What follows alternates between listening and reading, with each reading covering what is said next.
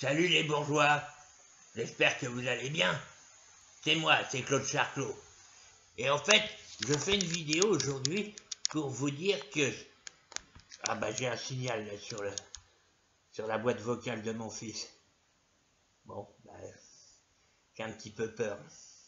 Oui, parce que je suis harcelé de coups de fil. Vous allez très vite comprendre.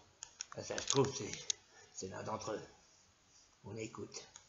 Bonjour Claude, c'est maman. Ah non, hein, ça suffit, hein. Moi j'ai ça suffit. M'en ai marre, hein. Fous-moi la paix, vieille peau, débris, hein.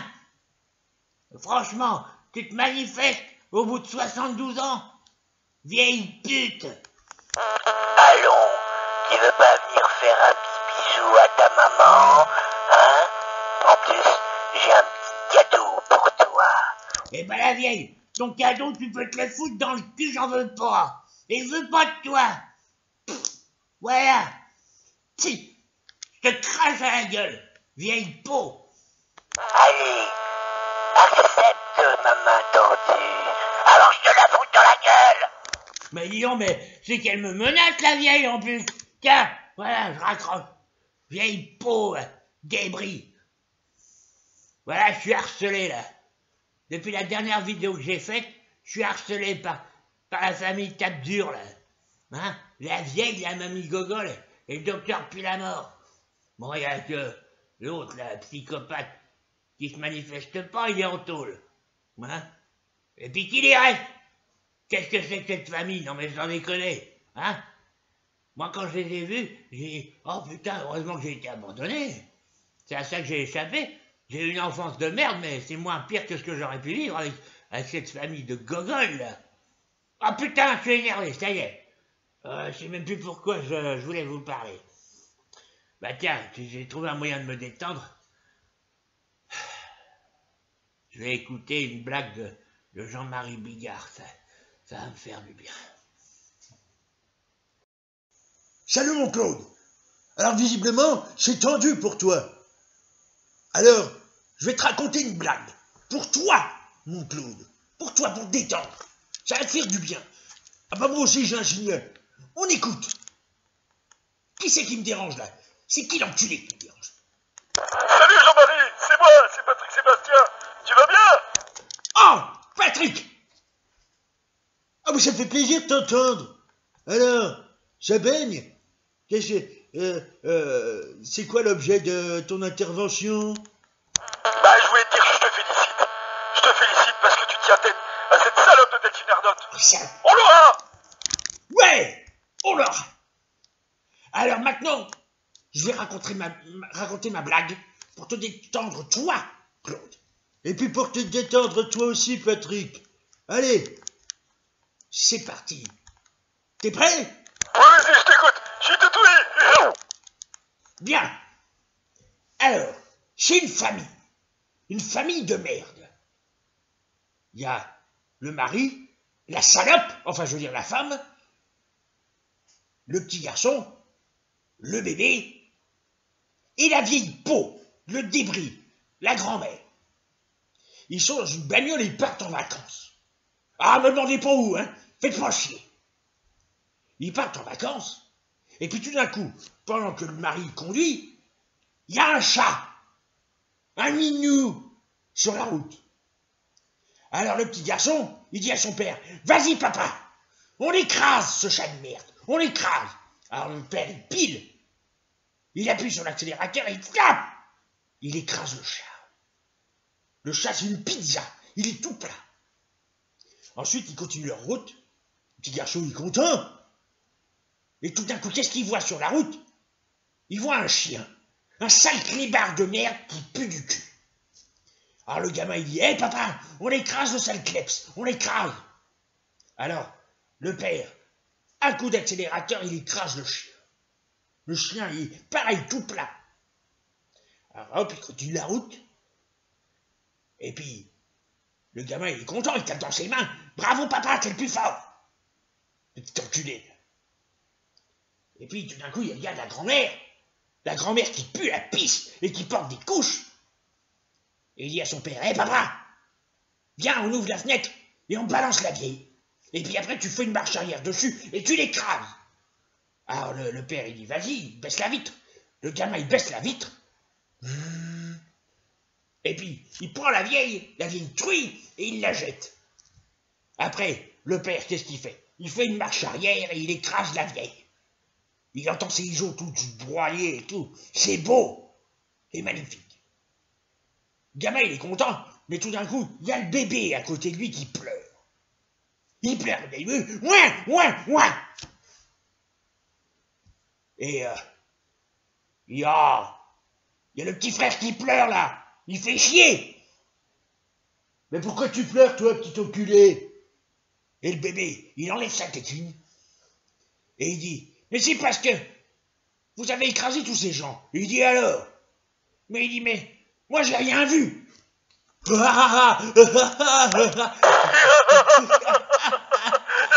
est bonne, non?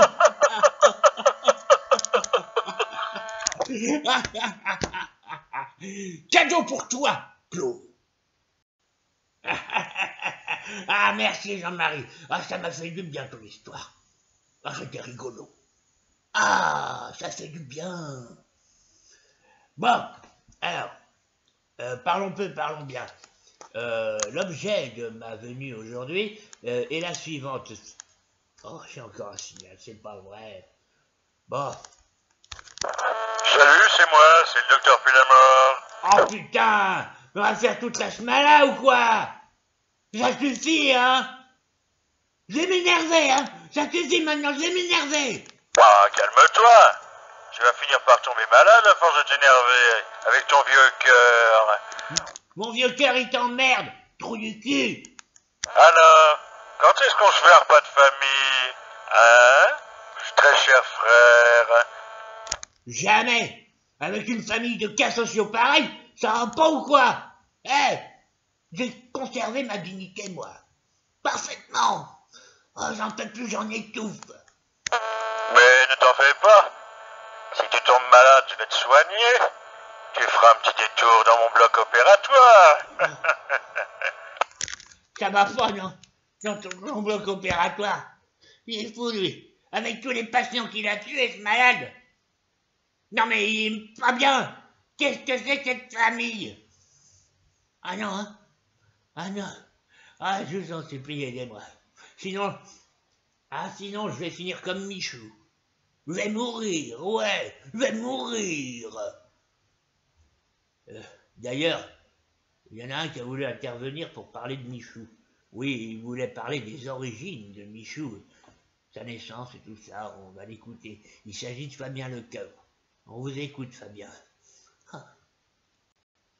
Alors, comme tout le monde, j'ai appris hier avec stupeur le décès de Michou, parti emporté à la pleine fleur de l'âge, à bientôt 89 ans. Rendez-vous compte, 89 ans, il était si jeune. Parlons maintenant des origines de Michou. Comment Michou est-il devenu Michou? Eh bien, en fait, c'était de naissance. Par exemple, quand il était l'heure de lui donner le biberon, il pleurait à chaudes larmes, moins, si il n'y avait pas de champagne dans son biberon. Rendez-vous compte, toute sa vie, Michou a bu du champagne. Et pourquoi aimait-il autant le bleu? C'est parce que son biberon était bleu. Et d'ailleurs, rendez-vous compte, quand il est né, en 1931, les biberons étaient tous uniformes, ils se ressemblaient tous sauf le sien. Son biberon était bleu. Pourquoi portait-il tout le temps ses lunettes à verre noir bleu? Eh bien, c'est tout simplement parce qu'il est né avec des lunettes de soleil. Véridique, il est né avec des lunettes de soleil. Voilà. Repose en paix, Michou. Bien. Troisième et dernière tentative. Je vais vous expliquer pourquoi je fais cette vidéo. Excusez-moi, mais j'arrête pas de regarder le haut-parleur de mon fils. J'ai toujours l'impression que ça va y avoir le voyant rouge. Putain, il y a le voyant rouge! Il y a encore l'un d'entre eux. Merde! Mais ils sont combien dans cette famille? Salut, grand frère. C'est moi, c'est Psychopathe. Psychopathe! Ah! Oh non, pas lui! C'est celui qui m'a torturé en cellule quand j'étais en prison, là, au début de la saison. Mais, oh! Dis donc, toi! Normalement, t'as pris perpète avec tout ce que t'as fait. Comment ça se fait que t'es dehors? Il répond pas. À mon avis, il a des choses à se reprocher. Comment ça se fait que t'es dehors? Réponds! Disons, j'ai eu envie d'aller me promener. J'ai démoli le portrait de 2-3 gardiens d'immeuble Oh là là. pour pouvoir passer. Je vais venir chez toi, Claude, et je vais m'occuper de toi. Je vais t'inciter à assister à notre grand repas de famille. À très bientôt, Claude. À très bientôt. Oh putain, il faut que j'avertisse mon fils. Et puis, que mes petits-enfants, sa femme et lui, et avec moi, on se sauve. J'ai peur à gaga. Bon, je laisse le mot de la fin à notre président de la République, Manu Macron. Oui, apparemment, il a quelque chose d'important à vous dire, ce salopard là, ce faux président de merde. Bon, quant à moi, je vais chercher un endroit où me cacher. J'ai peur! Au secours!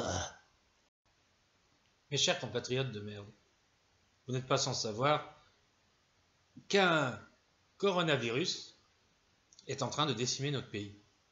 C'est la raison pour laquelle mon gouvernement et moi-même avons décidé de saisir cette occasion pour anéantir un petit peu plus la démocratie. Donc, nous allons pouvoir vous interdire de manifester et nous sommes en pourparlers avec BFM TV, LCI et CNews pour qu'ils vous montrent bien le bourrichon contre ces salopards de manifestants qui sont prêts à accepter que vous attrapiez ce coronavirus. Nous allons tout faire pour faire de ce pays un pays d'esclavage.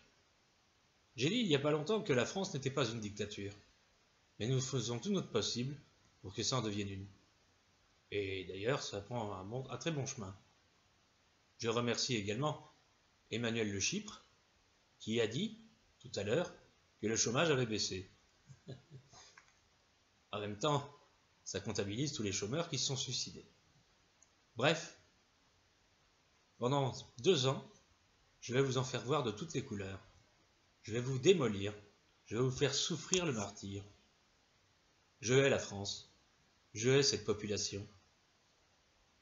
Et je vais faire tout mon possible pour que vous tombiez tous en dépression.